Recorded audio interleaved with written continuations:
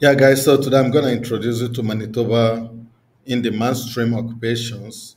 So, this is the Manitoba official website.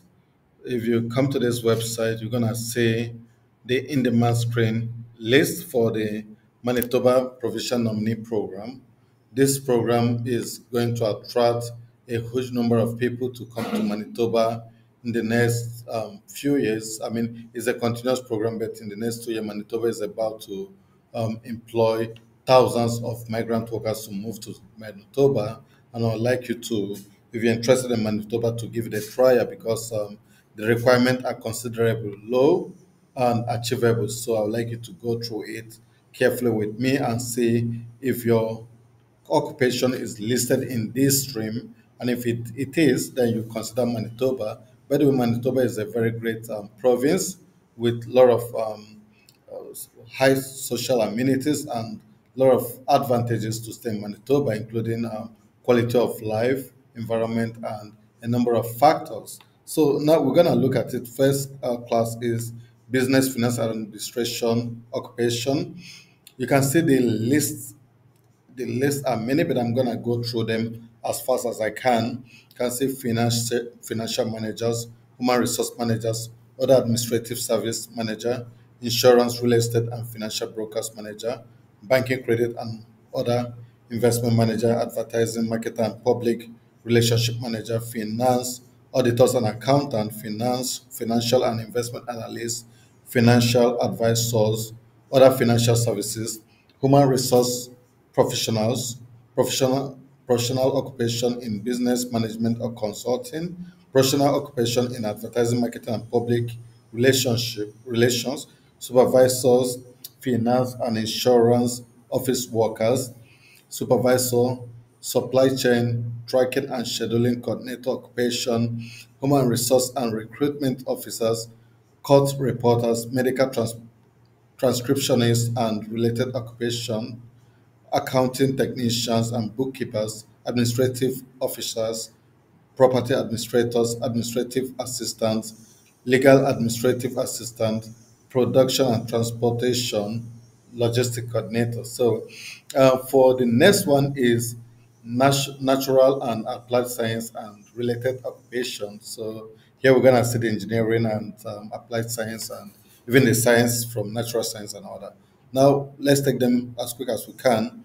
Engineering managers, architectures and science managers, computer and information system managers, biologists and related scientists, agricultural representative consultants and specialists, architects, land surveyors, mathematicians, statisticians, and actuaries, data scientists, cybersecurity specialists, system specialists, information system specialists, database analysts, and data administrators, computer system developers and programmers, software engineers and designers, software developers and programmers, web developer and programmer, civil engineers, mechanical engineer, electrical and electronics engineer, computer engineering, except for software engineers and designers because they have a separate NOC number. Um, Industrial and manufacturing engineers, chemical technologists and technicians, geological and mineral technologists and technicians, biological technologists and technicians, agricultural and fish products inspectors, drafting technologists and technicians, a number of them, but I will see if I can go through all of them. User support technicians, occupation health and safety specialists, civil engineering technologists and technician, mechanical engineering technologists and technician, industrial engineering and manufacturing technologists and technician, construction estimator, electrical and electronics engineering technologists and technician, electronic system technician, aircraft instruments technician and avionics mechanics technician and inspector. So for the health occupation, let's see what we have in the health occupation. We have a lot of them also. Managers in healthcare, audiologists and speech language pathologists, pharmacists, dentition and nutritionists, psychologists, physiotherapists, occupational therapists, registered nurse and registered psychiatric nurse, physician assistant, midwife, and allied health professionals, licensed practitioner nurse, respiratory therapist, clinical professionals, and cardiopulmonary, I don't know, technologists, animal health technologists, and veterinary technician, other technical occupation in therapist and assessment, dental hygienist and dental therapist, mechanical, medical laboratory technician, technologist, medical radiation technologist, pharmacy technician, other medical technologists and technician, massage therapist, medical laboratory assistant and related technical occupation, pharmacy technical assistant and pharmacy assistant. We've also have this for occupation in education, law, and social community and government. I'm not going to take all this. I will just flash it and let's go through it as quick as we can. Yeah, you see, a lot of them, including managers in social community, lawyers, cubic notaries, social workers. I'm just scanning through now. You can go through it and see education policy researchers, program officers, social and community service workers, early childhood educator and assistant, instructors, and persons with disabilities. So you can see a number of um, jobs, including persons with disability, and also see natural and applied science policy researchers. Now, this occupation in art, culture, recreation, and sports. So I will also scan through it so you can see not too many. Yeah, graphic designer and illustrator, producer, directors, okay, I've said interior designers and interior decorators and a number of stuff. This occupation is sales and service occupation. So you can also go through it to see corporate sales managers, retail and wholesale trade managers, food service supervisors, financial sales representative, cook bakers, real retail salesperson, and virtual merchandise cooks, and all the rest of them. I've just made a lot of skip, and I go to trade and transport and equipment operators and related occupation. You can also see this. All these ones are all involved, including operators like crane operators, even air transport ramp attendants. Can also see machine filters, aircraft machinists, mechanics, and aircraft inspectors, carpenters, plumbers, industrial electricians, welders, and related machine operators, tools and die makers, managers in transportations, a number of them. I was looking for truck driver. I'm not sure I've seen truck driver yet. Maybe it's there, but I've not seen. Yeah, so natural resources, agriculture, and related production occupation. You can see this is just manager in agriculture. And for occupation in manufacturing and utility, you can see manufacturing managers, utility managers, and oh, it's far. And you can also see power engineers and power system operators. And for rural in-demand occupations, we can see a number of them, just two of them: nurse aides, orderlies, and patient service associates, industrial butchers and meat cutters, poultry preparers, and related workers. Okay, that is the end of them of all the list. So let's take the notes. For the purpose of applying to MPNP, a francophone candidate is someone who has French language proficiency that is equal to or greater than the English language proficiency. Your language proficiency must be supported by results from an MPMP approved language test. So if you want to apply as a Francophone candidate, you must have a language proficiency in French, which is greater than a proficiency in English. So for minimum candidates language benchmark, Selby level is 7, and in all skills of reading, writing, speaking, and learning. So this is what to note. If you have this, then you will be able to apply for this. So, well, if I want to proceed a bit further to expression of interest, I will scan this as much as I can for you to see how you can apply or express your interest. The expression of interest ranking system applies to the pathway under the skilled worker stream and international education stream. The pathway under the business investor stream have a different separate process of submitting the expression of interest. Okay. And now the question is, how do you submit an expression of interest? Before starting, please familiarize yourself with the eligibility criteria for MPMP and stream pathway you are applying to, as you may have to take a language test or fulfill other requirement prior to submitting an expression of interest. Okay, so to submit this, you need to first create your account on the MPMP online portal.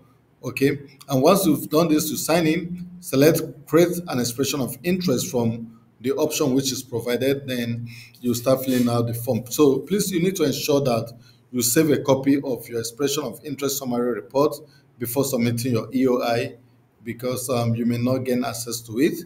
You also need to ensure your profile, you need to know that your profile will be valid for 1 year, after which it will be deleted. Okay, so you may also submit again after 1 year because it expires after 1 year.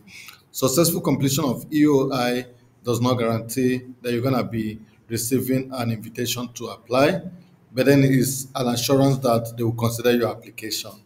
So once you're successful, then they will invite you to apply. Okay, there is no limit on the number of candidates who can submit an expression of interest. In as much as it would, and there is no deadline also for an expression of interest to move to Manitoba. And how the pool work is that they're going to consider the candidates who have applied, and they are going to look at certain ranking factors, which could include your English language proficiency, your work experience, and if you're also listed in the in-demand skills, a number of those factors will form the basis of selecting you. Okay, so you will receive an EOI ranking point based on the information you have provided immediately you finish providing them. And the MPMP will regularly draw the highest score candidate and invite them to submit a full application for the NP.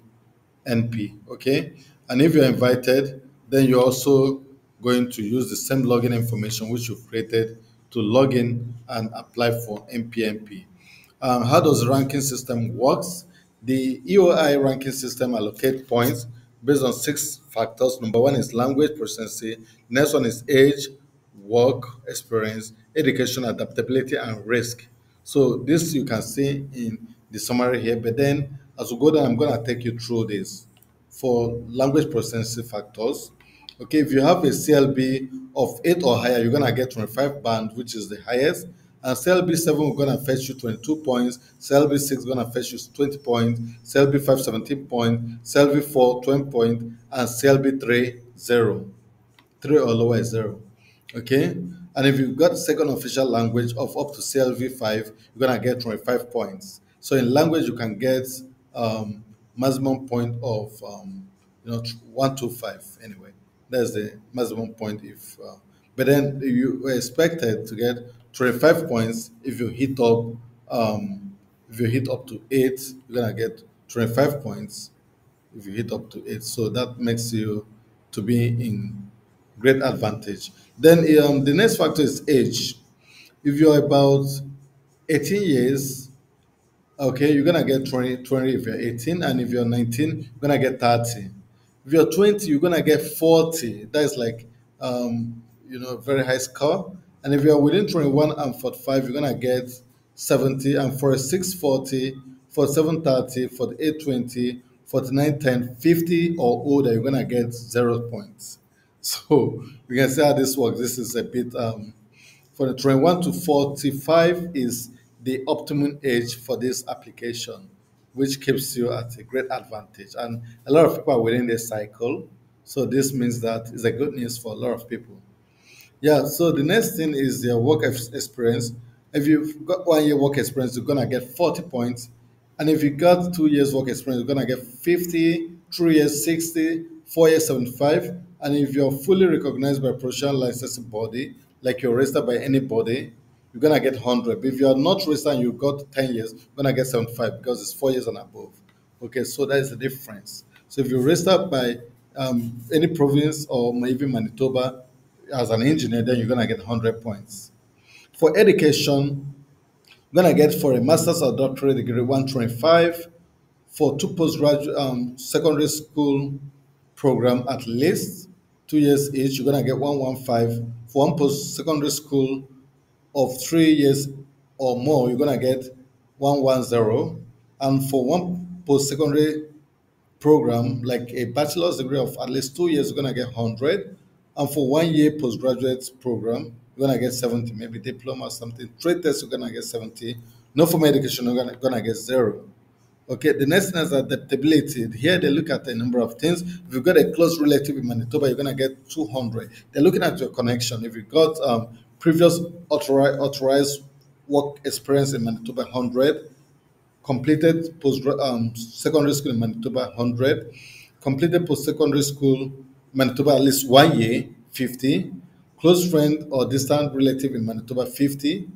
And that is it about connection. Okay, they want to establish your connection. And ongoing employment in Manitoba, if you got an employment, you're currently working, 500. And if you got an invitation to apply under a strategic initiative, you got 500. Yeah. So, and lastly, is immigration destination in Manitoba outside of Winnipeg. If you want to go to regional area, you can get 50 points additional if you don't want to stay in Winnipeg. So this you can also claim wisely. The last one is risk assessment. For risk assessment, they're looking at close relative in another province. If you've got a close relative in another province and no close, if you don't have a close relative in Manitoba, you're gonna get zero. Okay, you have a close relative in another province but not close relative in Manitoba, you're gonna get zero. But if you have work experience in another province, you've already had work experience in another province and you're coming, you're gonna get minus 100 because there's a risk factor that can go back. If you also study in another province, you're gonna get minus 100 because you may be going back to that province. Okay, and previous immigration application to another province, you've already previously applied to another province, you're gonna get zero. Okay, so here you can get as much as minus 200. Yeah, that is it. So, well, now, if you look at all these are what will form your score. And for this letter of advice to apply, which is what they give, which is like their ITA, on a regular basis, the highest scoring candidate draws from the EOI pool are selected, receive a letter of advice to apply, which is an invitation to submit a full application for immigration through the MPMP. The number of LAAs issued in each draw is dependent on an annual processing target and capacities. Okay, if you have received a LAA, please go to this page for more information on completing your full application. So, guys, this is it about how to move to Manitoba. And like I told you, Manitoba is inviting huge number of people, okay, to come to Manitoba. Over 6,000 people to move to Manitoba. So, guys, you may be one of these guys. So, if you are, you can just come to this place, immigrate to Manitoba, and create an expression of interest, okay? And that is once you've checked your skill is listed, then you've got the privilege to come here to create your EOI application. So, guys, I hope you will try this. If you're planning to move to Canada, I hope you come to this website to look at your opportunities and see how you can be able to make use of them. How you can be able to immigrate to Manitoba, create your expression of interest, and get the ball rolling. Guys, do not forget to share this video. Don't forget to give it a like. I hope you learned something from this video, and I wish you the best of luck. See you in my next video. Cheers.